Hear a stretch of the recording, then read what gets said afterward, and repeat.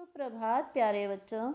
संस्कृत ई शिक्षण की कक्षा में हम आपकी पाठ्य पुस्तक संस्कृत प्रवेशिका में 8वें पाठ का अध्ययन करेंगे, जो कि एक छोटी सी शिक्षाप्रद कहानी है। तो चलिए आरंभ करते हैं। अष्टमः पाठः चतुरः श्रीगालः चालाक सियार। ग्रीष्मकालः गर्मी का मौसम है। काकः वृक्षछायायां पूरिकां खादति। एक कौवा पेड़ की छाया में एक पूरी को खा रहा है।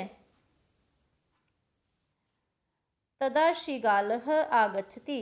तब एक सियार आ जाता है। शीघ्रं काकः वृक्षशाखायाम् उपविशति। जल्दी ही कौवा पेड़ की टहनी पर बैठ जाता है। श्रीगालः काकं कथयति।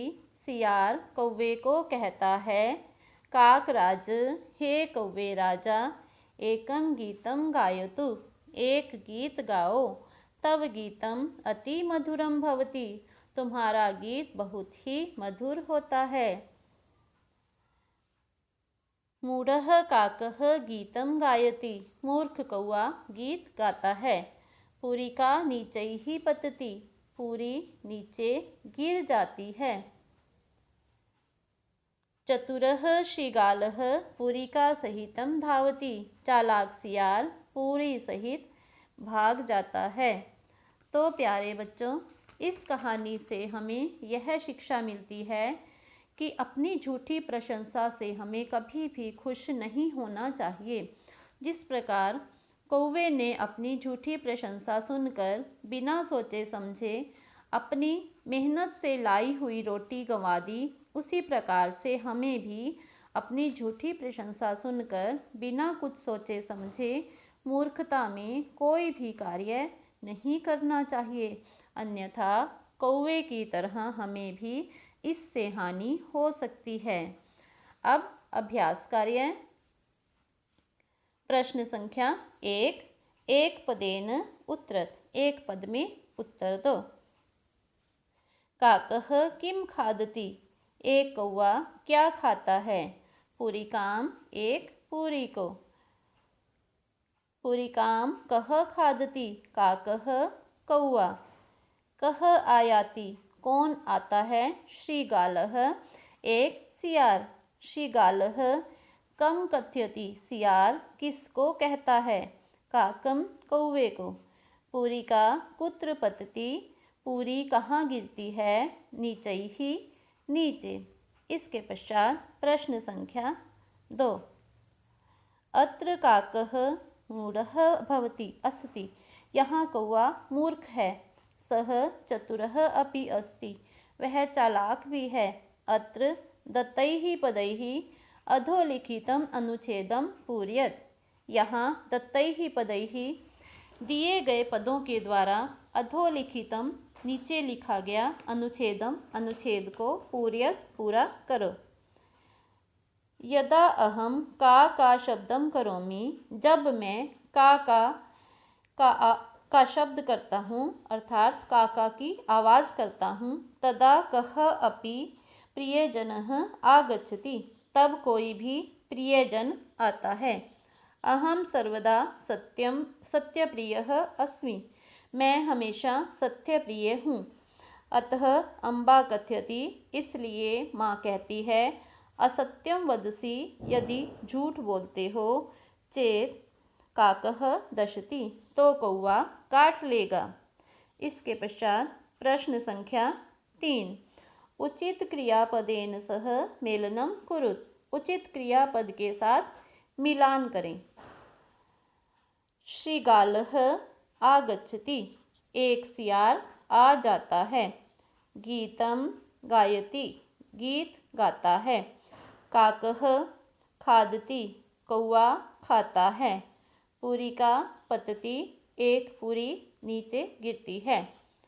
इसके पश्चात प्रश्न संख्या 4। विलोम पदानां मेलनम कुरुत। विलोम पदों का मिलान करें। विलोम पद अर्थात विपरीतार्थक शब्द। नीचैः ऊपरी। चतुरः मूढ़ः। मधुरम कटु। बच्चों यहाँ पर यह जो शब्द कटु दिया हुआ है, आपकी पुस्तक में यह शब्द दिया हुआ है कटुम, जो अशुद्ध है, तो आप इसे शुद्ध करके लिखिएगा। सहितम रहितम। अब इसके पश्चात अंतिम प्रश्न। चित्राणाम नीचैः वाक्यानि चित्वा लिखत। चित्रों के नीचे वाक्यों को चुनकर लिखो। तो यहाँ देखिए मंजूषा में कुछ वाक्य दिए गए हैं और यह एक कहानी है पिपासितः।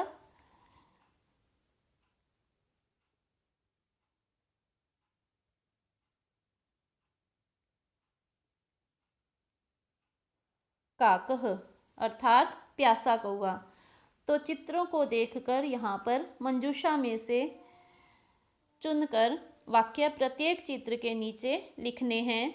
सबसे पहले प्रथम चित्र। एकः काकः पिपासया व्याकुलः भवति।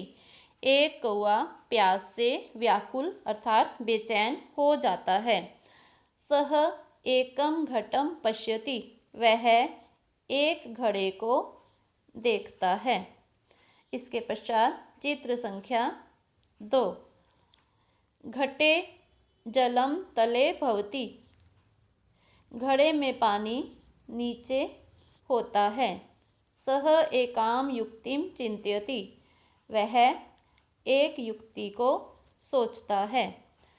सः पाषाण खंडान घटे क्षिपति। वह पत्थर के टुकड़ों को घड़े में डालता है। इसके पश्चात चित्र संख्या 3। जलम ऊपरी आगच्छति। पानी ऊपर आ जाता है। सः घटस्य मुखे उपविशति। वह घड़े के मुख पर बैठ जाता है। और अंत में चित्र संख्या 4। जलम पीत्वा सः प्रसन्नः भवति आकाशे च उत्पतति।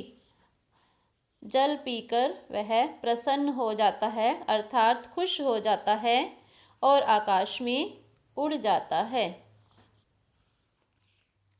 तो बच्चों, आप सबको इस पाठ के अभ्यास कार्य को अपनी इसी पुस्तक में पूर्ण करना है और याद भी करना है। धन्यवाद। आपका दिन मंगलमय हो।